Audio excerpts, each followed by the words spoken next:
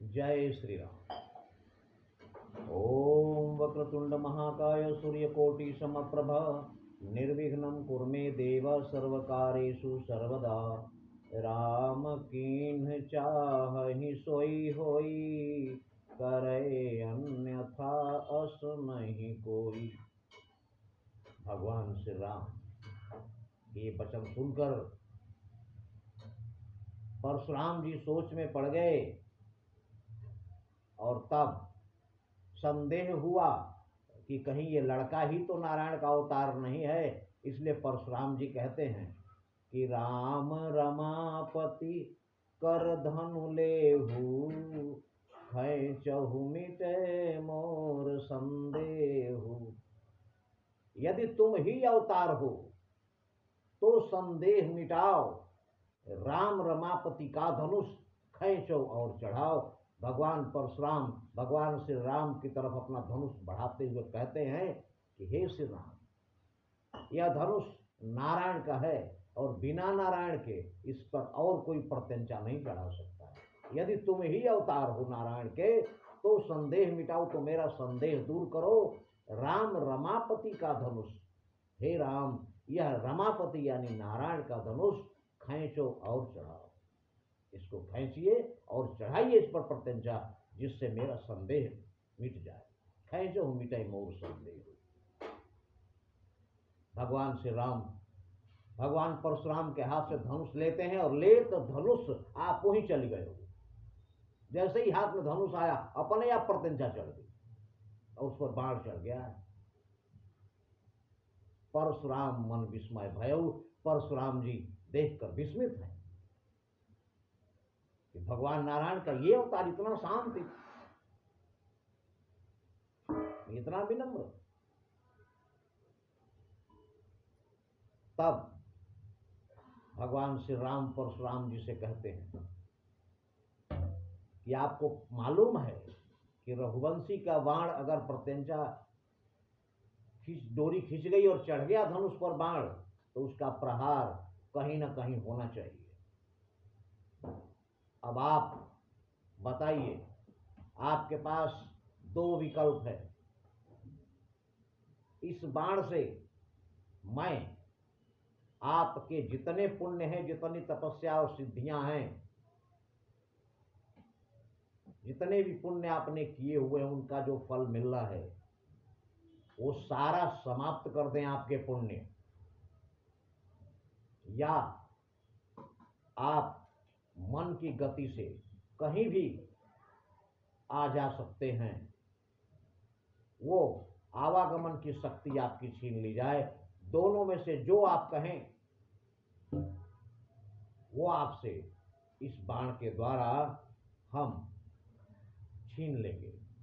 आपको एक चीज गंवानी पड़ेगी। आपको क्या चाहिए? भगवान परशुराम जी कहते हैं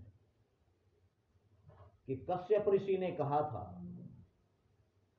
कि तुम धरती पर नहीं रह सकते, इसलिए मैंने निर्णय लिया था कि मैं दिन में तो धरती पर ही रहूंगा, लेकिन रात में मैं धरती पर नहीं निवास करूंगा। रात में मैं महेंद्र पर्वत पर निवास करूंगा। और आज तक उस घटना के बाद मैं महेंद्र पर्वत पर ही रात को विश्राम करता हूं, धरती पर नहीं रहता। दिन में मैं धरती के किसी भी हिस्से में हो सकता हूं और वहां से महेंद्र पर्वत पर पहुंचना मन की गति से ही संभव हो सकेगा श्री राम।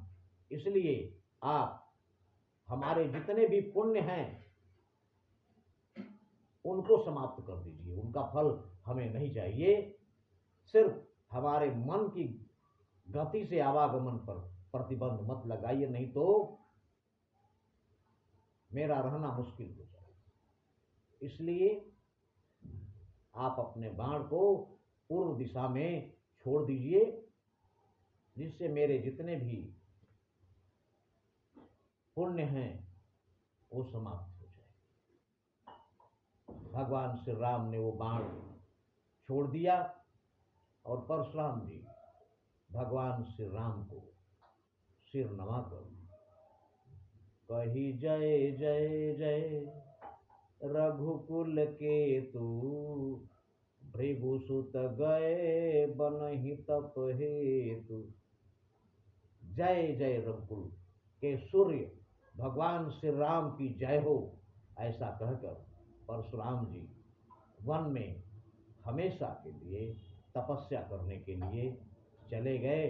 और तब जाकर जनकपुर के निवासियों के मन में, राजा जनक के मन में, राजाओं के मन में जो वहाँ उपस्थित थे, माँ सुनैना के मन में, विशेषकर माता जानकी के मन में शांति और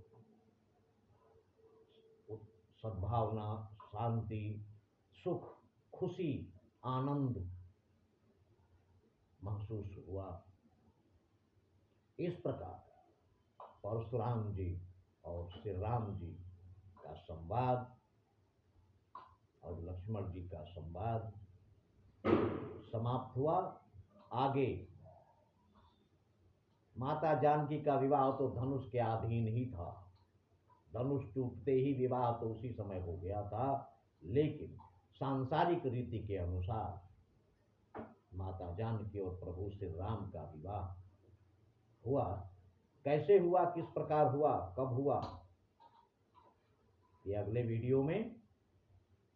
बस इतना ध्यान रखिए, नहीं कली कर्म न भगति विवेकु, राम नाम अवलंबन एकु।